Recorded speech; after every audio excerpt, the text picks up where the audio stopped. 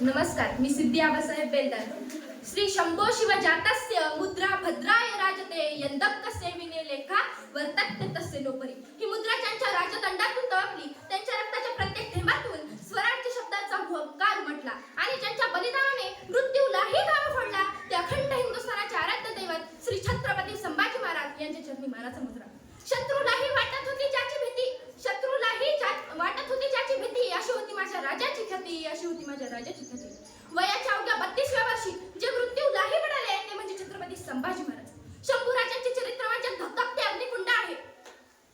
वयाच्या 3ऱ्या वर्षी आईचे छत्र हरपले, परंतु जिजाऊ मासाहेबांनी या छाव्याच्या मनात स्वाभिमानाची अशी मशाल पेटवली की या राजपुत्राने वयाच्या 14व्या वर्षी बुधभूषण देऊन जगाला सांगितले की आम्ही केवळ तलवारीचे धनी नाही तर लेखणीचेही राजे आहोत.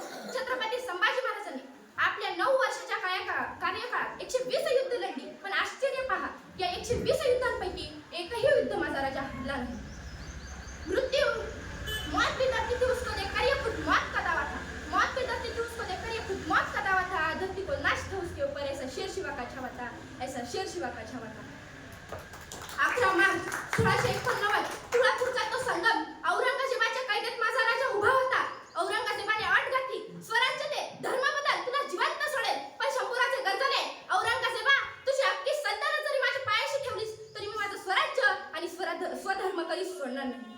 धोखे से बंदी बना लिया कुछ घर के ही गद्दारों ने, धोखे से बंदी बना लिया कुछ घर के ही गद्दारों ने, जंजीरों में था जकड़ लिया उस मुर्द मुकल मक्कारों ने.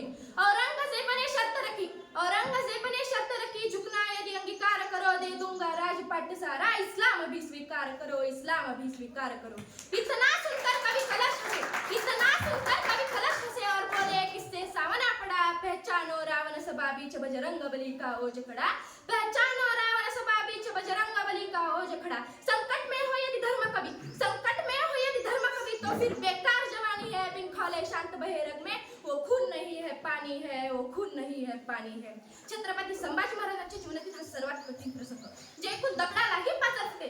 शंभूराजांचे हाल करण्यात आले, त्यांचे डोळे काढण्यात आले, जीभ कापण्यात आली, नखे उपटण्यात आली, परंतु शंभूराजांच्या तोंडातून एकच शब्द येत होता, तो म्हणजे जगदंब जगदंब.